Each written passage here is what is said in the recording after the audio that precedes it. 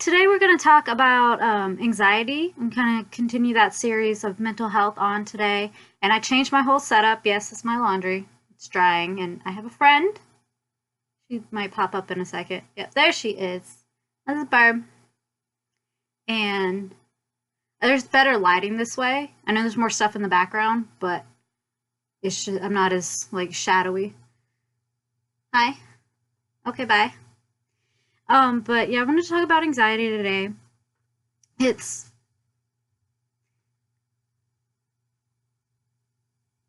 rude. It's for mine it's high functioning, like my depression is. Most of the time I can control it. When I get a panic attack, and this is where my anxiety kind of formulates the most, is when it's things I can't control, or like most regularly I'll get panic attacks is like if I have a stuffy nose and I can't breathe at night, like when I'm trying to sleep, because and that stems from when my kidneys failed, my lungs were filling up with fluid, and I couldn't lay down because I couldn't breathe, and it basically you're drowning in your own fluids, which is not a fun sensation. That's the panic attack I remember the most. Was like they had to put me on a helicopter to get me to Children's in Atlanta, and they had me laying down on the stretcher thing, and I was like, I can't breathe, and I was like freaking out. I didn't even care about what else was going on. I just couldn't breathe, and I'm like, I have to sit up. And they're like, well, you can only sit up a little bit because it's a helicopter. They're not huge. So that's the first vivid panic attack I ever remember having. I was at 14, and that kind of is why I still have, like, if I have a stuffy nose, like a cold or something, and I can't breathe while I'm sleeping, I'll wake up in the middle of the night being like, and I have to sit up. I go get a glass of water, walk around a little bit and try to calm down. Other ones, it's just like my triggers tend to stem from my bad relationships because they weren't healthy. They were toxic. They were abusive. And if like, not so much with like some of my older ex from like 5 years ago when we broke up, but most recent is just, be little things. Like he was in the military. Well, he still is in the military. And I live in a military town, so like if somebody kind of has the same stature and personality, I might be like, I know it's not him, but brain not work right, and kind of freak out a little bit. And it can just be a lot, and like little things will like can set me off too. It's just like when we're working on the Sydney jacket, my friend's dog was pacing back and forth because he has a doggo anxiety. It was sweet. He wasn't doing anything, but I was just like, I was trying to focus. And I'm like, your anxiety is making my anxiety happen. Stop it, please. So it's little things like that that kind of like bump me out of my concentration that can set it off. But for the most part, I can keep it under control. I know when to tell myself, be like, okay, calm down. This is what it is, or if it's like a really bad one, like I'm out in public and, something sets me off. If I can get out of the situation, I'm fine. It's having to stay in the situation that is when it gets really bad. But like with the depression, I don't have to take any meds for it. Most things don't bother me in the anxiety regard. I mean, I don't like making phone calls. I hate making phone calls. Don't make me make a phone call. I hate it. I like if I have a complaint, I'm not gonna say anything. I'll live with it. It's fine. It's fine. So I'm gonna, like with the depression video, I'm going to read some things I got off from the Mayo Clinic. Bring this down here. Don't stop recording, please. Thanks. Okay. So it says, experience occasional anxiety is a normal part of life. However, people with anxiety disorders, it flickered for a minute. I was like, you better not have. I don't trust this thing. People with anxiety disorders frequently have intense, excessive, and persistent worry and fear about everyday situations. Often, anxiety disorders involve repeated issues of sudden feelings of intense anxiety and of fear or terror that reach a peak within minutes, i.e., panic attacks. And that's when, like, for me, a panic attack, it feels like my chest is closing up, and I'm just like, ah, internally. But like if I'm in public, I'll just be like tapping my foot vigorously or something, and just like kind of making myself as closed off as I can, body language wise. Mentioned depression starts when you like basically hit puberty and you're a teenager and stuff like that. I mean, obviously children can get scared about, you know, the tiniest things because they're at that moment the world's so small. So something like seemingly small to us would be terrifying to a small child. But it's my anxiety's gotten worse as I've gotten older for sure. And like that's one thing that has, I guess, hindered the acceptance of mental health, is that people either don't use the word trigger in the right way or make fun of it. And that really honestly pisses me off, because triggers are real and you don't always know what your triggers are. And just like the last bad panic attack I had lasted about 4 hours. And I was at the DMV getting my license renewed. This guy came in, military, to do the same thing. And he just had similar stature, similar way he spoke to my ex. And I was like, oh God, in my head, I was telling myself, I'm like, that's not him. Calm down. But I was just like, I got to get out of here. I got to get out of the situation. But I can't leave because I had to get my license renewed and then I had to go vote.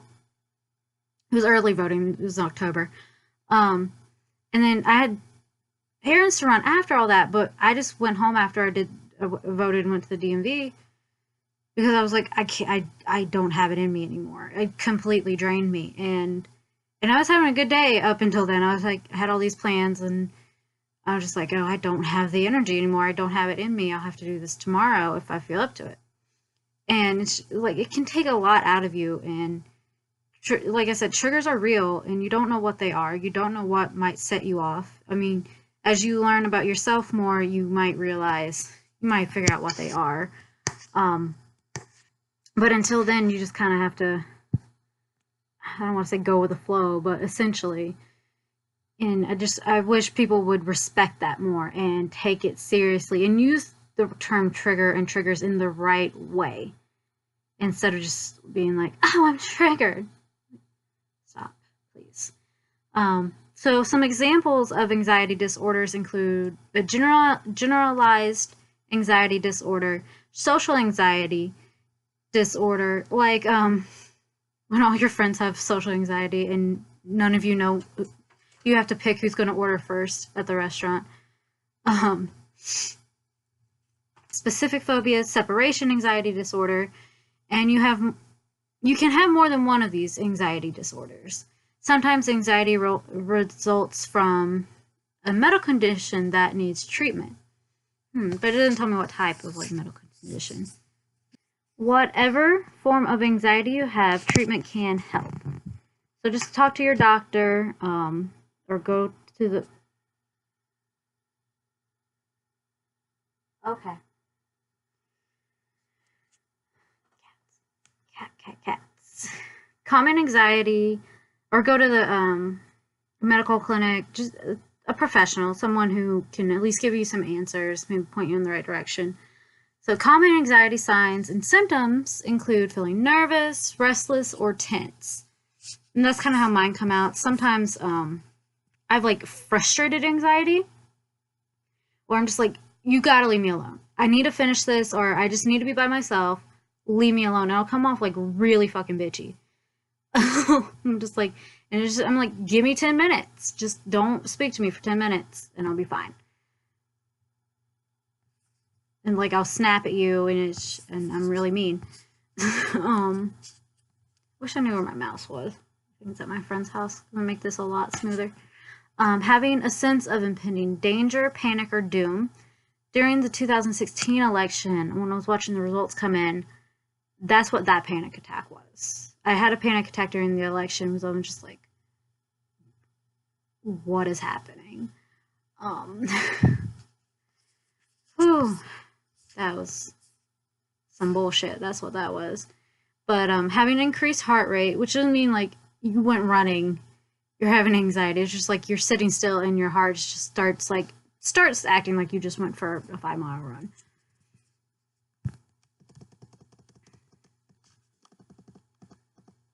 And some more symptoms are breathing rapidly, hyperventilation, sweating, trembling, feeling weak or tired. And that's how that panic attack had me feeling back in October. I was weak and tired, and I was just like, oh.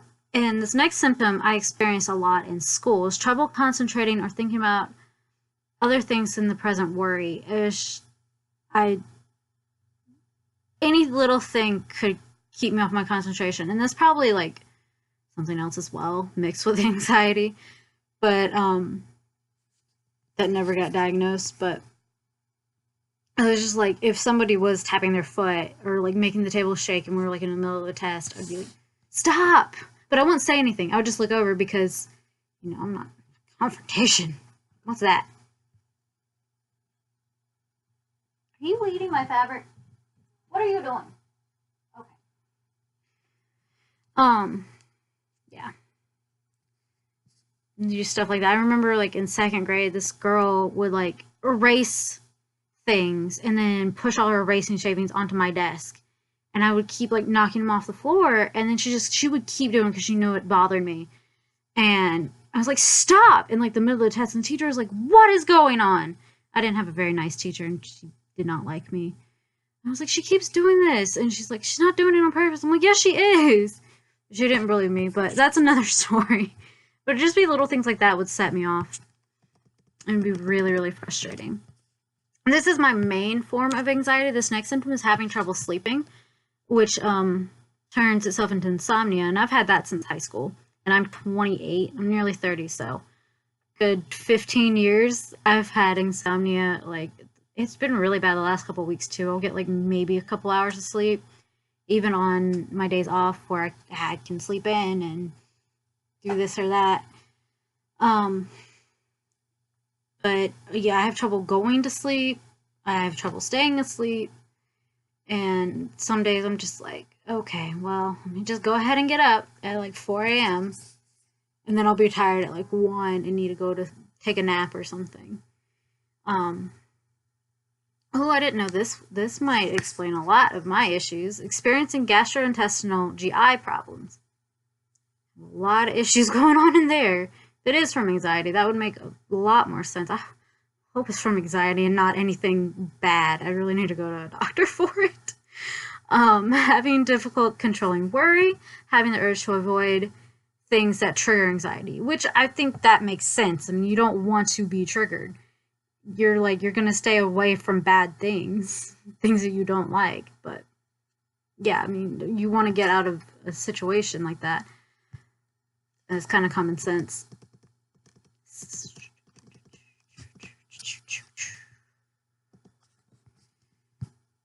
And several types of anxiety disorders exist, and that is, I don't trust this camera at all. Agoraphobia is a type of anxiety disorder in which you fear and often avoid places or situations that might cause you panic and make you feel trapped, helpless, or embarrassed. I can relate to that one because after everything ended in my last relationship, I didn't want to go to the next town over because that's where he was, and I was like, what if I see him? Which is absurd because it's a fairly large town, and he's out of town most of the time. But I was just like, I didn't want to go. And lately, my friends have been wanting to go up there and meet me up there, and I've been able to get past that. And I think it's because I'm not by myself. If I went up there by myself, like I used to just like hang out downtown, go to the coffee shops or whatnot, I still probably wouldn't want to do it just in case. And I can definitely understand that one immensely. Don't do whatever you're going to do. Stop.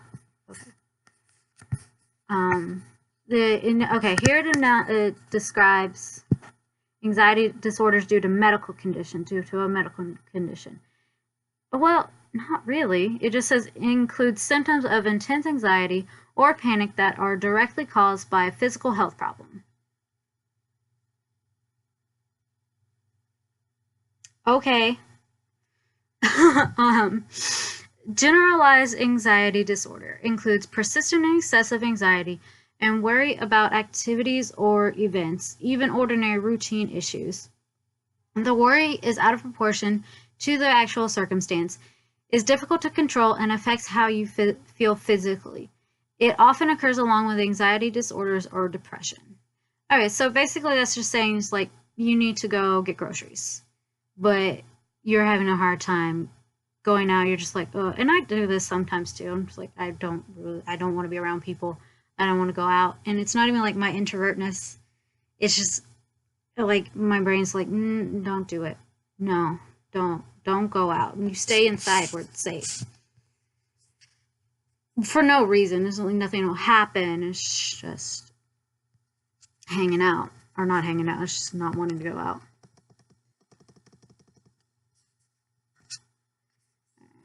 Panic disorder is the next one. It involves repeated episodes of sudden feelings of intense anxiety and fear or terror that reach a peak within minutes. Panic attacks.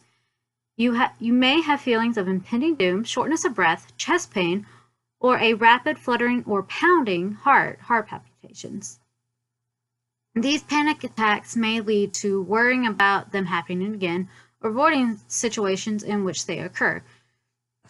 I guess it depends on the situation. Like if it's going to the store, you have to get groceries. You need food to survive, so you can't avoid getting food. But if it's like a place, you know, this person who upsets you goes to a lot. Well, I'm glad you're comfortable. He's playing my fabric. But it's a place like a person who was mean to you, you don't want to be around frequent often. Don't go there. But at the same time, like, don't keep yourself from having fun and enjoying yourself. It's just one of those balancing act things. You got to figure out what's best for you, what you need to do to keep you safe, keep you from having panic attacks, but also where you can enjoy your life and not be afraid to do anything. And then there is selective mutism, and I know I mispronounced that, but is a constant failure this is mostly in children, is a constant failure of children to speak in, I'm reading this again, is a constant failure of children to speak in certain situations. Am I the only one that sentence doesn't word correctly? Such as school, even when they can speak in other situations, such as at home with close family members. This can interfere with school, work, or social functioning. So, like, anxiety is a childhood disorder characterized by anxiety that's excessive for the child's development level and related to separation from parents or others who have parental roles.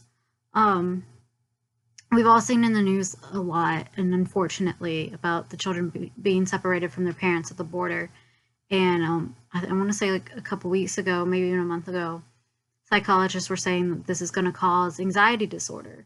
And it doesn't help that like ICE is telling them that their parents abandoned them when that's not the case at all. They were literally kidnapped. They were stolen. That rant's a different video if I ever do that. But that was going to cause severe development and, you know, fear of abandonment as they get older, which is horrible and could have been avoided if our administration decided not to be horrible pieces of shit, but whatever. I mean, what you can do now is just vote and write your Congress people, your representatives, and tell them like how you feel and like this is not acceptable. Or shoot, run for office, go for it, try to change things yourself, like obviously physically, but like being up there, going head to head, I'm like, no, this is not okay. We're fixing it. Anyways, the next disorder is social anxiety disorder or social phobia. It involves high levels of anxiety, fear, and avoidance of social situations due to feelings of embarrassment, self-consciousness, and concern about being judged or viewed negatively by others. Yeah, I think most of us experienced that in high school. We're just like, I don't want to go home. Because it's such a trying time in one's life. There are specific phobias, apparently, that characterize as major anxiety when you're exposed to specific objects or situations and a desire to avoid it. Phobias provoke panic attacks in some people. What I'm getting at with this article is that there's not we have a lot of different names, but no specifics on anxiety, and something that still needs to be researched and looked into. Substance-induced anxiety disorder. All right. So is characterized by symptoms of intense anxiety or panic that are a direct result of misusing drugs, taking medications, being exposed to toxic substance, or withdrawal from drugs. So basically you're on medication or doing a drug and you stop doing it, and then your body's like, I don't know what to do anymore. Don't take drugs. Don't do it.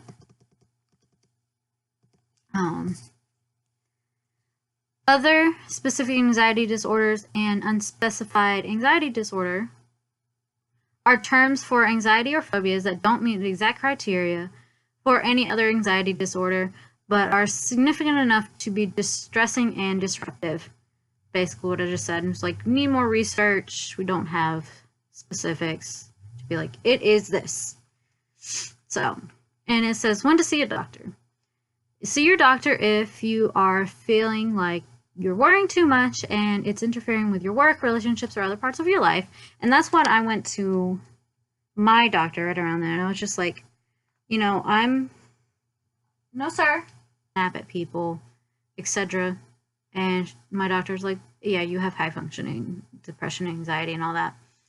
So that's when I went to my doctor, was to be just to get confirmation that I did have this and wasn't just losing my mind. Your fear, worry, anxiety is upsetting and difficult to control. You feel depressed, have trouble with alcohol or drug use or other mental health concerns along with anxiety.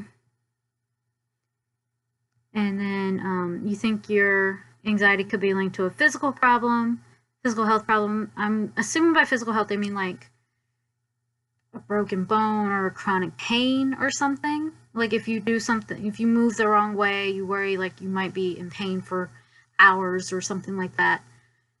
That's the only thing I can really think of. I'm not a doctor. I'm just reading this off.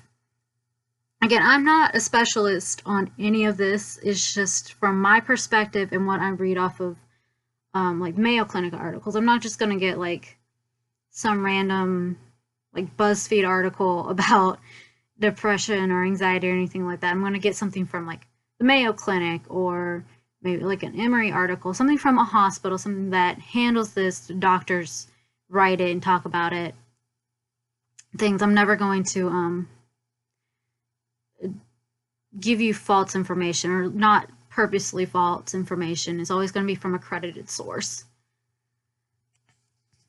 And then the next one is if you have suicidal thoughts or behaviors, and in this case, seek emergency treatment immediately. We talked about that in the depression video. If you are at that point, talk to someone, go to a doctor, go to the hospital. You call or text the lines, the hotlines, which I'll link in this video as well. And, just take care of yourself. There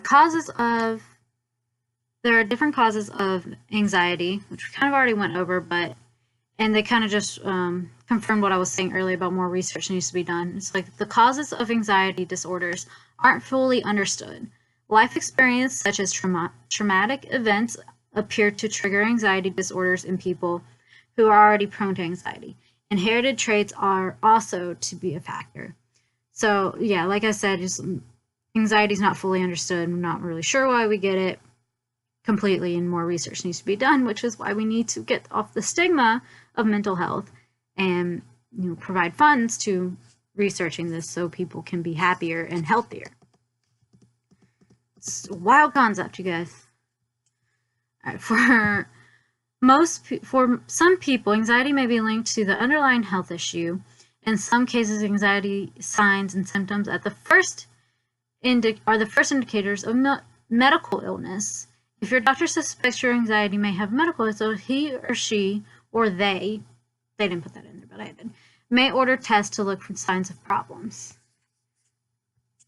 Hopefully you have a doctor good enough to, link that and who takes that into consideration. Because I feel like there's still some doctors, even today, that don't associate the physical effects of mental health and vice versa, and how they can relate to each other.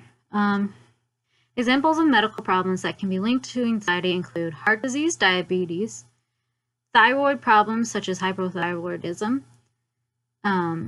respiratory disorders such as chronic obstructive pulmonary disease and asthma, drug misuse or withdrawal from alcohol, anti-anxiety medicines,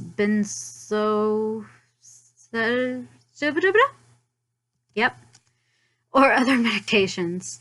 Okay, so I was right on the guessing of the physical parts, like chronic pain and irritable bowel syndrome. And I can see, like, I have friends who have IBS, and it's like, you eat the wrong thing and you got to find a bathroom quick, and that can be a rough situation.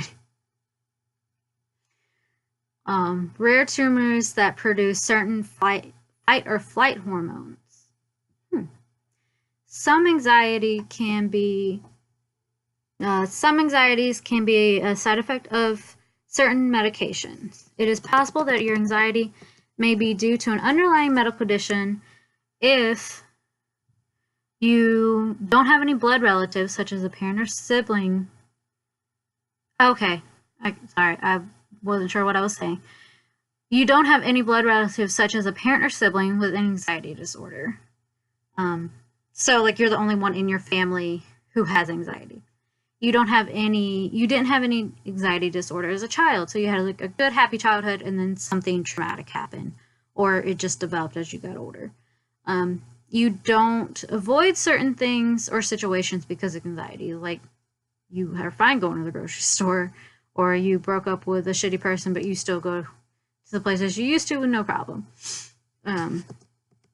You have a sudden occurrence of anxiety that seems unrelated to life events,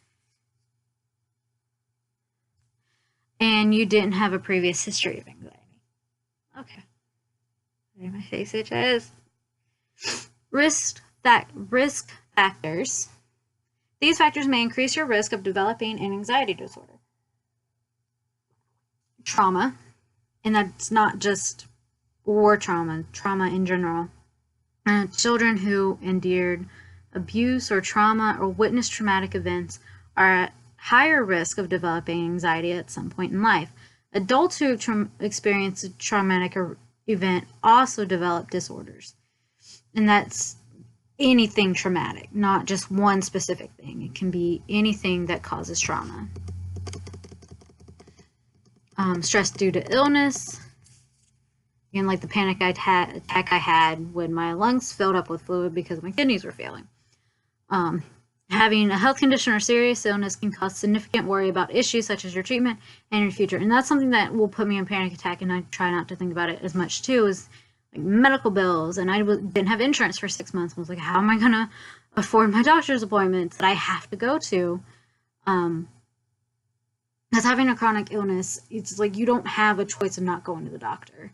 It's like you don't go to the doctor, something that could be caught won't be, and it's just like you have to check. Like, I have to go see my kidney doctor every 6 months, and I have to go to the doctor at least every 3 months, a regular doctor every 3 months. And it's just like, if I don't, they could miss that my kidney is acting up, or, you know, something else is going on that could affect my kidney. And then that'd be a far bigger issue, much more money, words. And it's just like, how am I going to take care of this? How am I going to pay all this? So I'm just like, I work part-time at a grocery store and I can't afford it. My parents can't afford it. You know, they have their own bills. And I'm just like, ugh. That's one reason, like, I'm not, like, all, like, super upbeat today, is because I was, like, I woke up to some real BS that I have to go talk to the bank about, and I'm just like, ugh. It's very frustrating. And stress buildup, and yeah, I've experienced this too. A big event or buildup of smaller stressful life situations may trigger excessive anxiety. For example, a death in a family, work stress, or ongoing worry about finances. Some personality types are more prone to anxiety disorders than others are.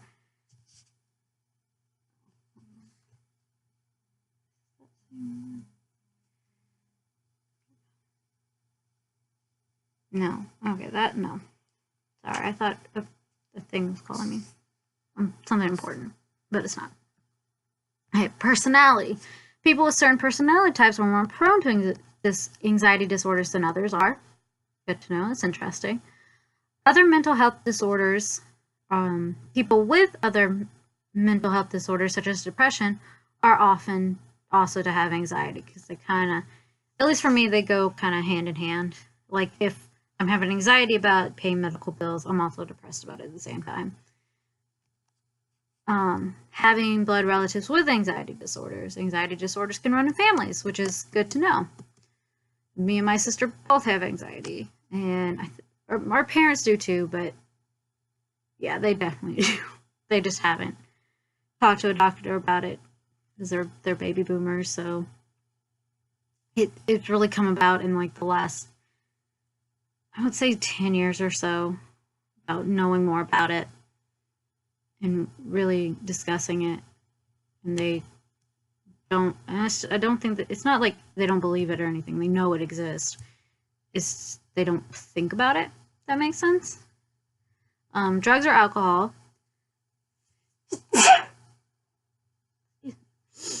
Drugs or alcohol use or misuse or withdrawal can worsen anxiety. Again, no excessive drinking. Do not do drugs. It's not good for you. Stop. Don't do it. Don't do it. Complications. Having anxiety disorder does more than you make you worry. It can also lead to or worsen other mental conditions such as depression, which often occurs with an anxiety disorder, or other mental health issues or disorders. Substance misuse, trouble sleeping, insomnia. We talked about that earlier. That is one issue I have that definitely makes everything worse. It's just like, some days I'm like, if I could just sleep, everything would be better. Digestive bowel problems, headaches, or chronic pains. I get migraines. Normally, I get them when I'm under extreme stress, which is frustrating. Social isolation, so you close yourself off from the world, don't talk to anybody. Problems functioning at work, at school. There's definitely some days where, like in school, I wouldn't go to class. Because I was like, I couldn't handle it. There have been days I've wanted to call out of work, but work's a little bit more difficult than just not showing up for class. And I just had to, like, power through, and I definitely wasn't at my best, and I knew my coworkers and my boss could see I wasn't at my best, but thankfully, like, they didn't pry or try to make it worse. Poor quality of life, and then suicide. Because you're worrying so much, you're just like, well, yeah. I don't even want to, like, say it out loud. That's not the answer. Prevention. A higher note, prevention. Okay. Let's see. There's no way to predict for certain. Okay, there's no way to predict for certain what will cause someone to develop an anxiety disorder, but you can take steps to reduce the impact of symptoms if you're anxious. Get help early. Anxiety, like many other mental health conditions, can be harder to treat if you wait. And so I was 25, 26 when I got diagnosed with anxiety. As I said, I had it earlier, I just didn't really realize it. And that's one struggle, not really a word I'm looking for, but with having high functioning is that you don't realize you have it until something happens, until you have a bad panic attack or have a bad depression episode. You're just like, wait a minute, what? And then I was like, I should go ask my doctor about this. And that's one plus, I guess, of having a chronic illness or chronic medical condition, is that you always have to go see a doctor. So you can always be like, hey, this has nothing to do with my chronic stuff, but I'd like to know what's going on. And they're like, okay, yeah, it's this. So I guess it's a perk. You get to know what else is going wrong with your body. Stay active. And again, we talked about this in the depression video. It's not always, you not always feel up to exercising or whatnot, but it says stay active, participate in activities that you enjoy and make you feel good about yourself. Enjoy social interaction and caring relationships, which can lessen your worries. So like, say you make plans at the end of the week to go get coffee or dinner with a friend.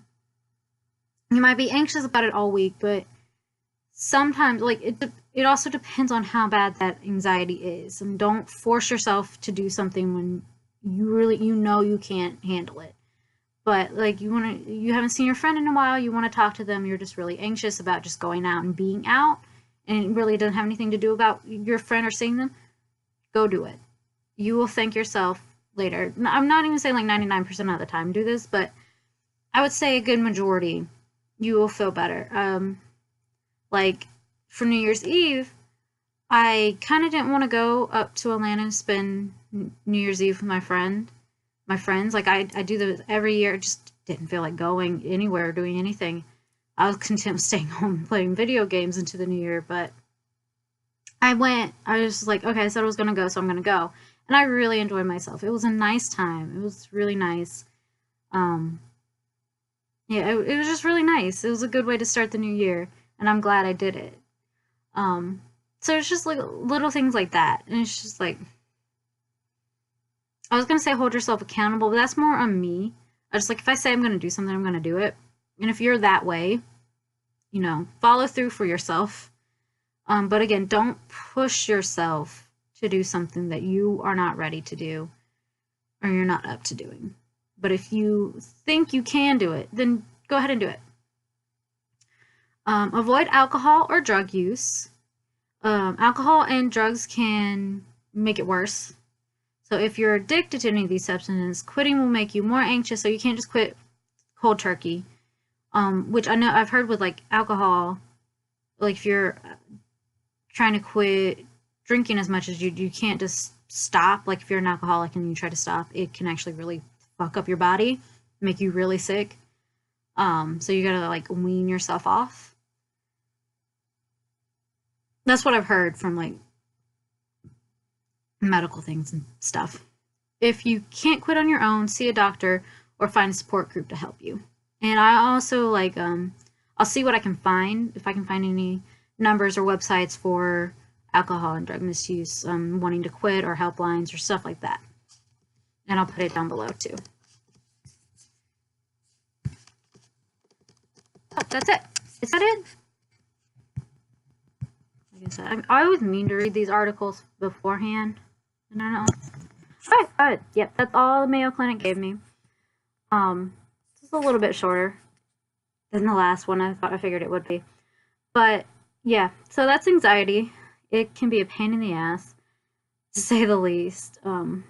If you're high functioning, you kind of just roll with it. You figure out what works best for you, but go talk to your doctor, or go to the medical. I keep saying medical center. Health department is what I mean. And I know if you live in like, I don't want to say rural or backwards places, but places that don't see it as serious thing, as a real thing. Mental health is a real thing. see what you can find online. And again, I'll post some links for like helplines and discussion things, just to, see if you can get some answers for yourself if your doctors won't give you any. And also try to find another doctor if that's the case, if you can. Again, it's real, it's rough, and it needs to be taken seriously. And you, like I said, you just work through it. You learn what your triggers are. You kind of stay away from them, which they kind of make it sound like it's a bad thing to stay away from your triggers. I don't think that at all.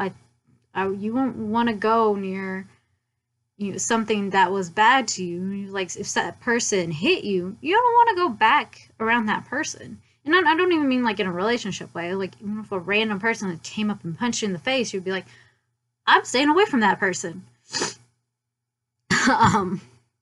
So yeah, that's anxiety. And again, I want to specify that I'm not a specialist. I only know my experiences and what I read off to you guys. And I hope I broke it down. I simplified it enough to make it more understanding.